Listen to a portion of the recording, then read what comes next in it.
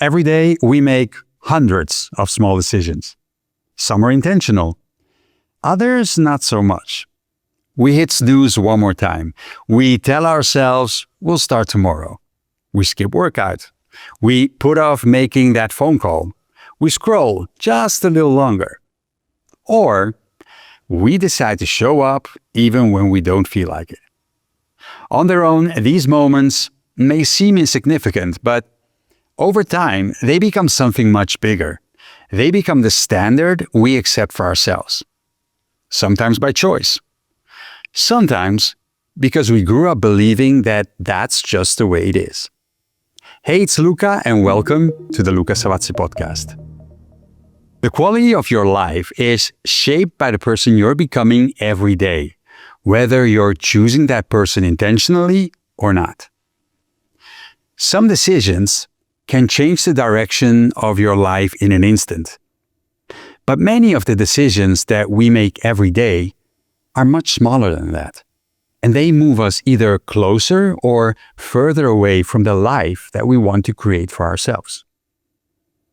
If you know you're capable of more than you're currently expressing, if you struggle to stay consistent, or if you're waiting to feel ready and motivated before making a change, and now you feel a gap between where you are and where you want to be, then this conversation is for you. Because today's guest believes that lasting change doesn't begin with bigger goals or more motivation. It begins with how you choose to show up every single day. I'm joined today by Christopher Stefford.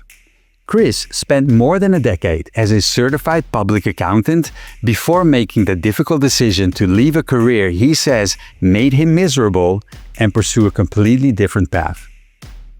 He went on to become one of San Francisco's leading real estate brokers.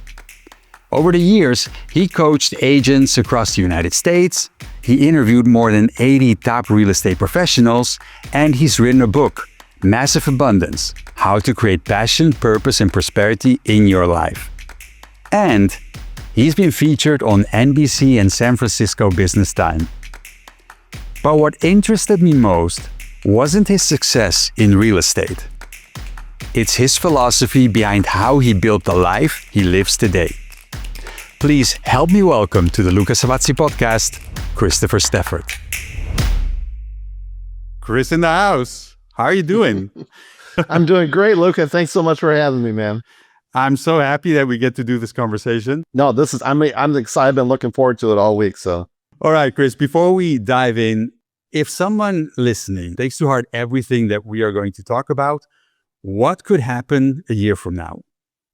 Wow, that's a good question, Luca. I would say that if you listen to me, that you will be able to be, do, and have anything you want in your life in the next year. How's that for a bold statement? That's a bold statement. So I'm really curious how we're going to make that happen. But before we get into all that, let's just go back to the Chris that you were before you got into real estate. I started out as a CPA for PricewaterhouseCoopers, which is a large accounting firm, worldwide accounting firm. And I did it just because when I graduated from school, I sort of fell into it because it was something for me that was easy to do. I was good at it. And ultimately, after being 11 years at PricewaterhouseCoopers, I made a ton of money and they wanted to make me partner. But the problem was, Luca, is that I just hated it. I absolutely hated it. And, I think I might have told you offline that I would go home every single night like I was crying on the inside because I just, and I'm more of an outgoing, real friendly, gregarious kind of guy. And here I was stuck in an office reviewing papers and not interacting every day as much as I liked. And so I was absolutely miserable. And I was really fortunate because the one good thing about it, PricewaterhouseCoopers flew me around. I lived in Detroit is where I grew up. I started there. San Diego. I worked in New York for 2 years. I went back to San Diego. Then they moved me to San Francisco. And when I bought my house in San Francisco, It was my real estate agent that said, you should. I was talking to him over drinks one night, and he said, you should go into real estate. And I love real estate. I was super passionate about real estate. I used to go to open houses on my days off. And so I really took it to heart. And 6 months later, I quit my job. They wanted to make me partner, which would have been a big, big deal. And I said no. I quit my job and I went into real estate. And the only regret I think I have in life is that I didn't go into real estate sooner. But I'm curious because you said earlier you cried, you felt miserable. How did you still get yourself to get to work? Because you did that for over a decade, you said. Yes. I think probably some of it was Catholic guilt. I'm a recovering Catholic. And one of the things that really kept me in that position, I think, is because I placed so much emphasis on what other people thought about me, my friends, and especially my family. Mm-hmm. And I was in this sort of high prestige job. I was making great money. And so to the outside world, I was super successful. And they didn't know that I hated my job. And I think that outside pressure is what kept me in the job that long. I've never said that to anybody before. It's interesting you're bringing that up. But I think that it was just the pressure from my family and my friends in the outside world to stay in this because I was good at it. I made a lot of money and I looked good doing it, even though I was miserable on the inside.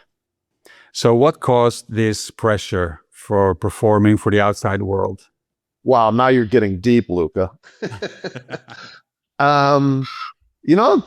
Wow, you're asking me questions I've never been asked before. I think that a lot of it started in my childhood in terms of I came from a pretty rough childhood that, I don't want to go into details, but it was sort of abusive in my background.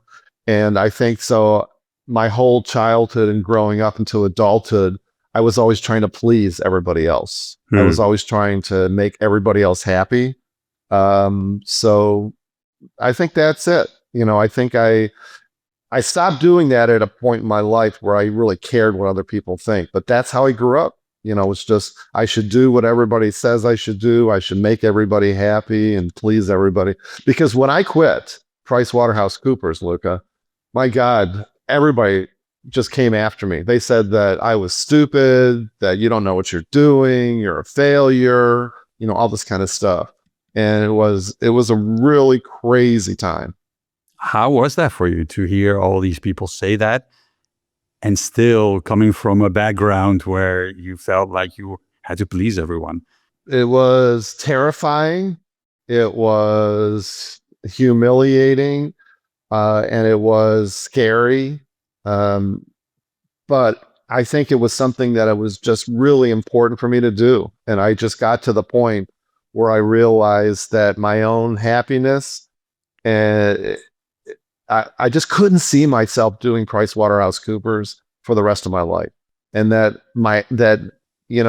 I was more important than everybody's opinions of me. I think that's the realization that I came to. And at the time, too, I had a really supportive partner that really helped me through that. But yeah, I just couldn't do it anymore. But it was really scary. You came to a point where you realized this wasn't important enough to keep pursuing. You needed to make a change. Was there a specific moment that you realized this? I think that just the whole environment when I was at PricewaterhouseCoopers, I had a really crazy boss in San Diego. I had a very difficult boss in New York. And then when I moved to San Francisco, it just kept getting worse. My boss in San Francisco was just crazy. She was absolutely just ruthless with me. And I think that was the thing. The tipping point for me, I think, was just moving to San Francisco, because I literally, if I'm not mistaken, I think that I moved to San Francisco in August of 1990. And I quit. I was there less than a year. I think I quit in March of 91. All right. And that's when I went into real estate. So yeah, it was just to the point where I could not handle the craziness that this woman was throwing at me.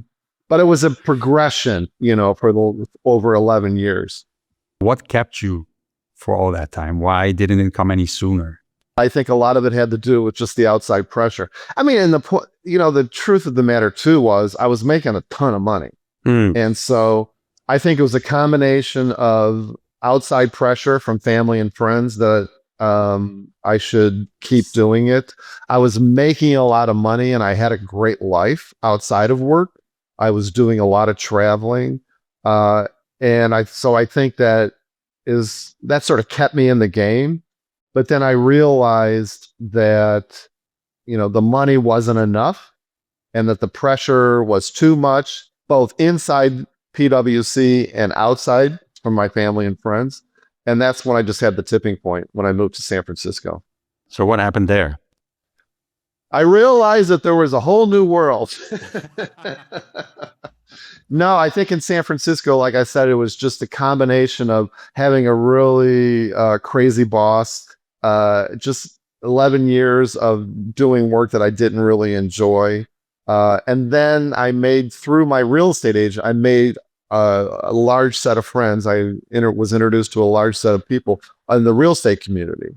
And I had never really thought of quitting before, but then I learned what you could accomplish as a real estate agent at the time. And, the freedom involved, the flexibility, the amount of money that you can make, and work with people that really are just joyful people. And I think all that just showed me a whole new world that I could really accomplish something. And did you have any affinity with real estate? Yeah, I did. I loved real estate. I mean, from a very early age, I started buying properties. I started buying properties around the country. So I had investments in different states around the country. So I was just always captivated by real estate.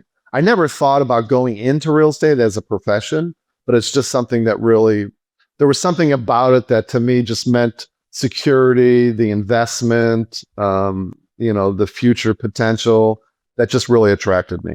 And how much of your people pleasing and the money mindset did you bring into that when you started? Ooh, great question. A lot. Because when I first started in real estate, that was so you have to understand, Luca, in 1991, San Francisco's real estate, it was like cowboy land. I mean, it was very crazy, unstructured, and there were a lot of the real estate agents were doing crazy things, going out and partying every night, doing a lot of drugs. I'll never forget one time, I won't name the company that I first started with in San Francisco, that it was a really super cool office in this old Victorian home. And in the basement, I remember the office manager was snorting cocaine in the basement when I went down to get some paper. And I was so naive at the time. I was like, what is he doing?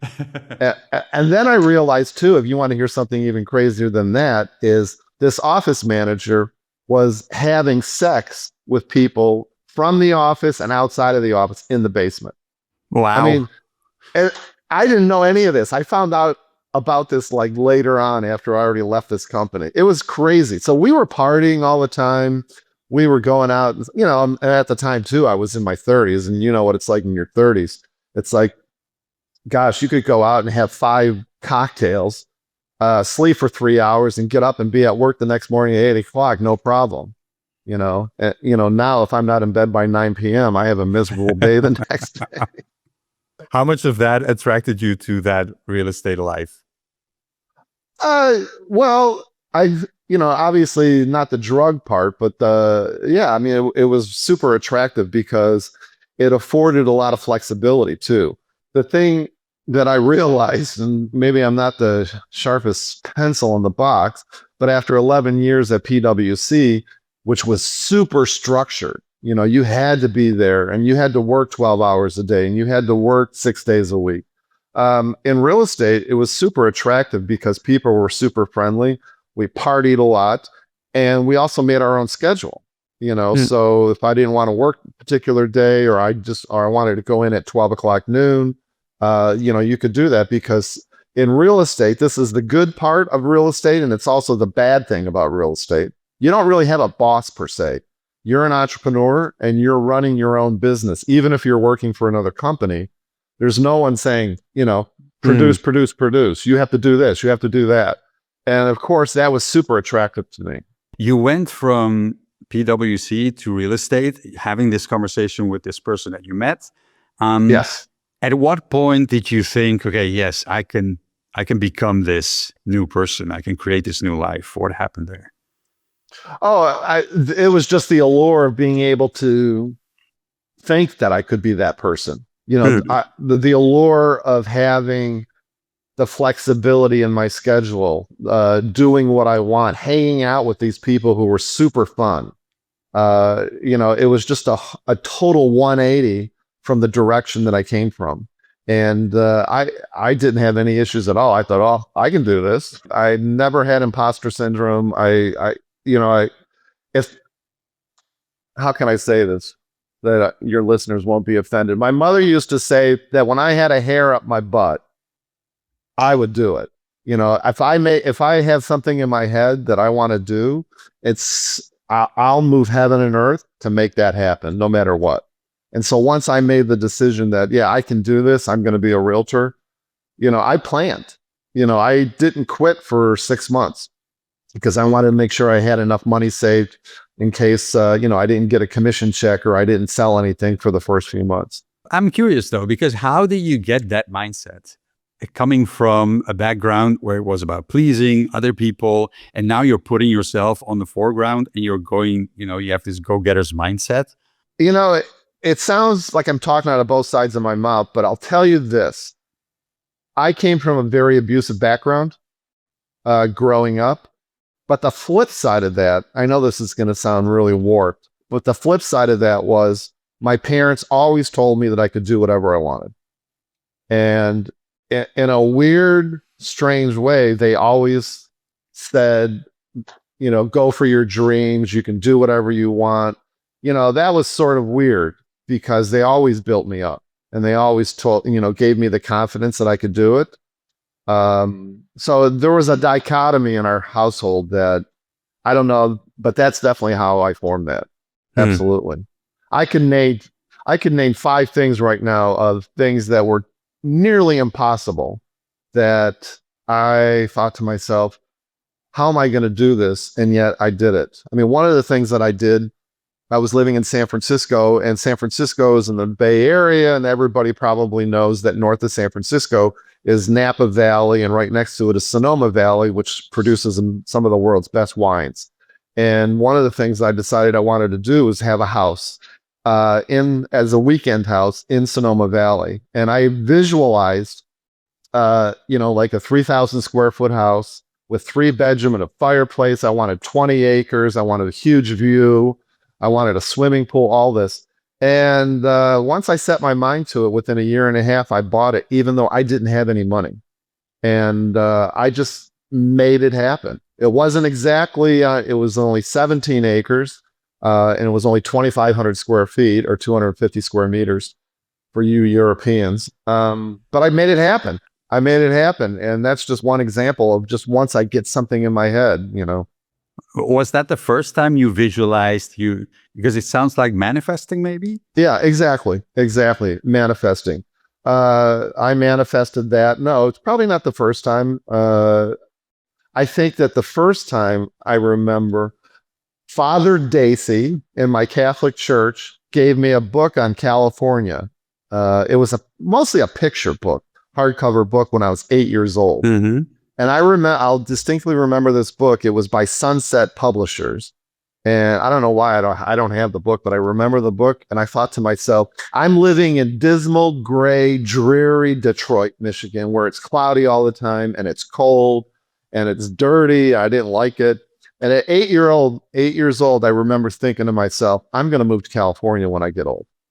And I did that. I manifested that because when I got my job with PricewaterhouseCoopers in Detroit, first thing I did is, what can I do to transfer to the San Diego or to our office in California? I didn't care where it was.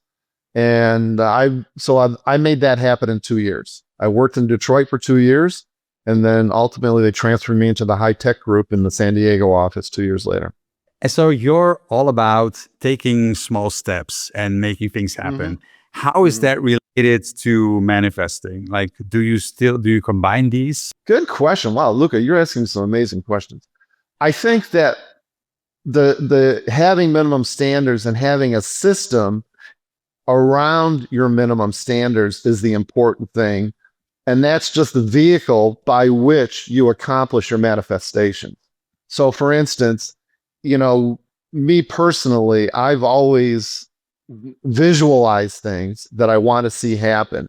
And when I first went into real estate, for instance, I want to make $100,000 a year. That was my goal. 100,000. And to me at the time, that was a lot of money. It still is a lot of money. But in 1991, that was a lot of money. And what I soon realized is that if I could take small steps every day, I needed to develop a system to make that happen. I can't just sit there on the couch and willy-nilly think to myself, okay, where's my $100,000? Because as you know, part of the law of attraction and part of manifesting is you got to think it, you've got to feel it, but you also got to do it. You can't just sit there and do nothing. And so I think that having minimum standards is really a system by which you implement manifestation. How is this different from other systems? Well, it's really super simple. I have been in business now for over 30 years. I don't know, Luca, another way to accomplish things that doesn't involve motivation. Motivation goes up and down, up and down. And to combat that, develop a system like minimum standards. I can't think of another way to get people to develop a consistent habit than having a system that is so small, things that you're going to do every single day. I sometimes call it your floor, things that you're going to not do below your floor, that you're going to raise your floor, that you're going to take small baby steps around your health, around your mindset, and around your everything, around most importantly, I guess, business in this context. And so they are small little things that you can do every single day where you don't have to get out of bed and think to myself, oh, do I feel like, calling past clients today? Or do I think that I really even want to work? That you make a commitment to yourself that you're going to do something that is so small that you can do it. And I joke about the fact that I don't care if your husband leaves you, the house blows up, and the dog dies.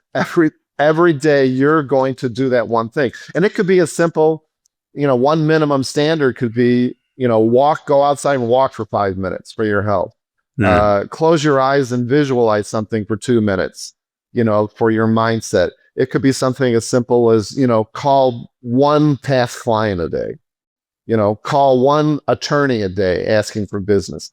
I mean, things that are just so simple, because the whole essence of it is if you set this floor for yourself and you say to yourself that you're going to do this every single day, there's something that's really curious that happens. And that is, it's probably not a stretch for your viewers to imagine, if you make those calls every single day, it gets easier. You become better at it. You, I think, want to do more of it ultimately. And so that's why I think the minimum standards are really the only way to do something, because you're not relying on motivation, not so much discipline either. You're just doing these one little steps every single day. And as you know, they say if you do something every day for like 21 days, it becomes a habit. But ultimately, it gives you more confidence, more consistency, and more competence to do more. And that's what you end up doing. You end up saying, oh, well, I just called, that felt good. I'll make another call. And the next thing you know, it's sort of like me when I went swimming. 10 years ago, I blew out my knees from running. And so I couldn't run anymore. And so I decided I'm going to start swimming. And I got in the pool and I said, I'm going to do 2 laps. That's all. That was my goal, to do 2 laps a day, which is really nothing. But ultimately, I kept doing laps. I kept doing laps up until the point now that I generally do 40 laps every time I get in the pool. Nice. And again, it's just the consistency of it that I think, yeah. And I know you went swimming this morning because we've been texting. Yes.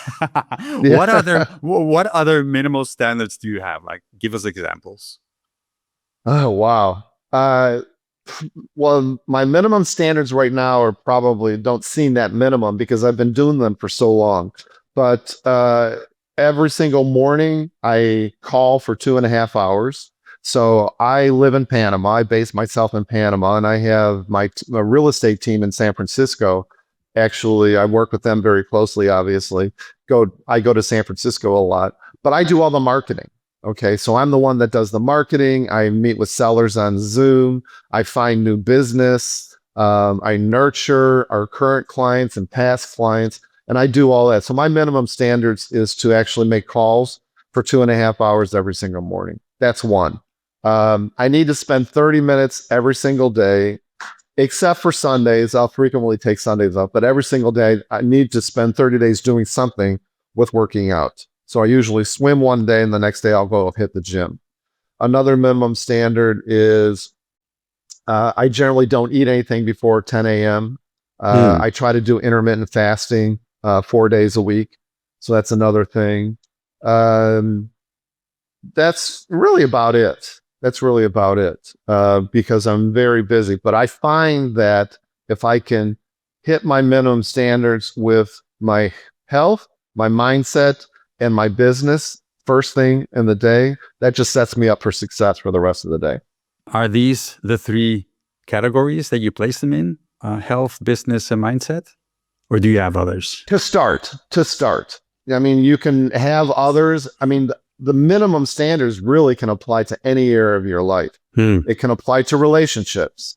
I have a great relationship with my partner right now, but you could, for instance, say, we're going to have one date night per week that we're going to go out and have a date, so you can set minimum standards around your finances, saving a certain amount of money every single week, your relationships. But what I start people off in my coaching program is health, mindset, and business.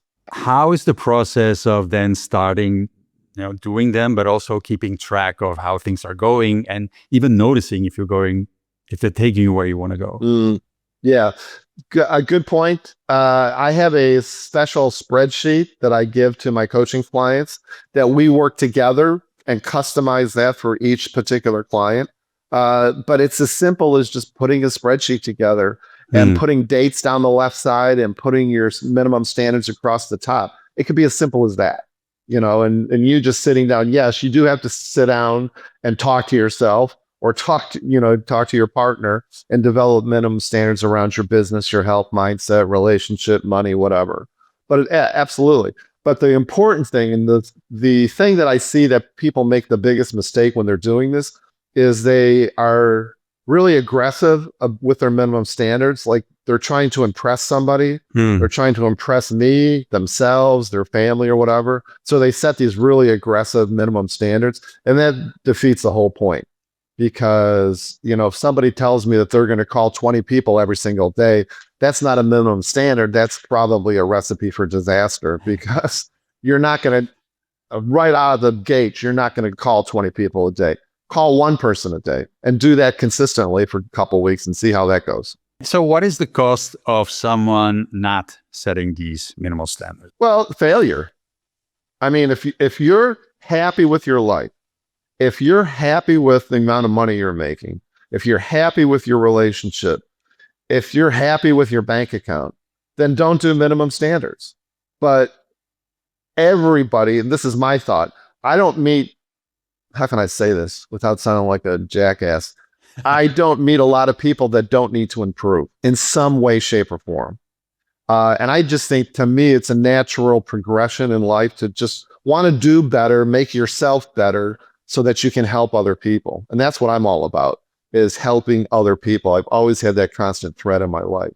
So if you don't want to do better for you, yourself, your health, your relationships, don't do minimum standards. But what I have found after 30 plus years of business and relationships and everything else, I have found that, to me, this is the easiest way to make yourself better. And this is why I say at the very beginning, when I said, you can do, be, and have anything that you want. It all starts to me with having minimum standards in your life so that you can get to where you want to go. You got to get some goals, baby. So tell me, what is the biggest achievement you got from doing minimal standards? Wow, so many, so many. Buying my house in the wine country was certainly one. I think probably the biggest one though was moving to Panama. All right. I, at my tender age, I'm a man of a certain age, Luca. I don't know if you want to reveal your age, but that's oh yeah, no, I'm 67 years old. Wow. 67.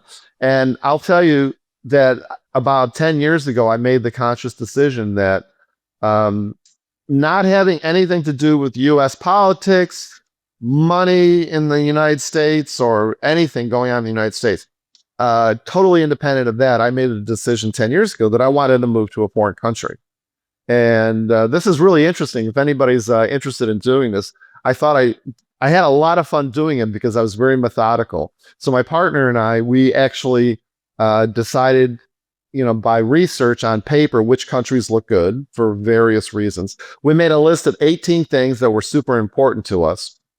And then we spent 5 years traveling around, boots on the ground, to these countries to see which countries we really wanted to move to. Yeah. We loved Portugal. We loved Spain. We came this close to moving to Colombia. We love Medellin, Colombia. It's just a beautiful country. No, Chile, Buenos Aires, Brazil, Mexico. And I'm not hearing Italy. I will tell you, I think I told you a long time ago, one of the best places that I discovered recently, like in the last 5 years, is Sicily. I can't wait to go back to Sicily. It's my favorite part of Italy. But for a variety of reasons, they just didn't tick off the 18 things on our list. So, and we just kept coming back to Panama. Panama is great. No taxes. It's a democracy. I can be back in the US in 2.5 hours. Did I say no taxes? The people are beautiful. Real estate is very affordable here. The food here is amazing. Healthcare is better, I think, than San Francisco. So it's just a lot of different things that we considered and that we made us fall in love with Panama. But I'd say Panama, moving to Panama was the biggest thing that I manifested. And also, Luca, getting on this podcast. I love that. So, Chris, before we finish, I would love for you to speak to the person who's listening directly. What practical first step could they take to start creating that life that they know they're capable of having, or becoming that person that they know they're capable of becoming? I would say figure out what you want. Number one. I mean, that's the first step is, are you really happy in all the areas of your life with your money, relationships, business, health, mindset? And then just give it some time and really think to yourself, write down on a journal, which is something that I do every single morning, that I write in my journal. Figure out what it is that you want in each of your life areas, and then develop a plan to help you change that, to get you to where you want. Bring others in. There's a lot of people that say, don't tell people your goals, keep it secret until you're successful. I think that's total BS. I think that if you really want to achieve something in anything in your life, really get excited about it, feel it. That's the biggest part of manifestation, is get excited about it and feel it, but share that with other people. Share what you're trying to accomplish, and then seek out other people who are that could potentially help you.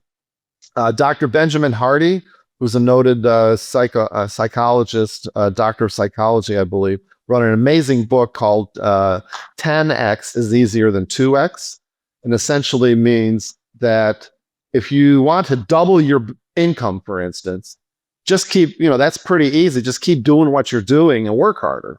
But if you want to 10X your income, this applies to anything in life. If you want to 10X, you got to change your strategy. You got to find other people to help you. And his whole point is, it's not how you're going to make something happen. It's who is going to help you make that happen. So figure out what you want and find other people to get excited about that, feel that, and find other people to help you with that. And then put a game plan in place, and then develop minimum standards around that goal. Are these also the topics that you cover in the book? I don't get that much into minimum standards. I just get into more generally how to achieve massive abundance, how to create passion, purpose, and prosperity in your life. I don't get into the specifics of minimum standards, but it's a real easy read. And I'd love for your readers to check out the book too. And so for anyone listening to this, I would be more than happy to send you a copy of the book for free. Talk about abundance. So thank you so much, Chris. And where can people find more about you, the book, sign up? All my information is really on my website. So go to www.theagentunleashed.com and you can find everything about me, including reaching out to me. Anybody who wants to reach out to me and I can help them with their minimum standards, just call me. I really enjoyed this conversation. Thank you for having me. This is a lot of fun. You're doing great work, Luke. I really appreciate everything you're doing for everybody. Thank you so much. And to you listening, wherever you are, I hope this conversation sparked something for you. Because it's up to you to start creating the life you want today. You'll find links to Christopher Stefford, his free book, and everything we talked about in the show notes. And if this conversation made you think of someone you care about, share it with them. It's one thing to have to figure these things out on your own, but it's way easier and for sure a whole lot more fun if we're doing it together.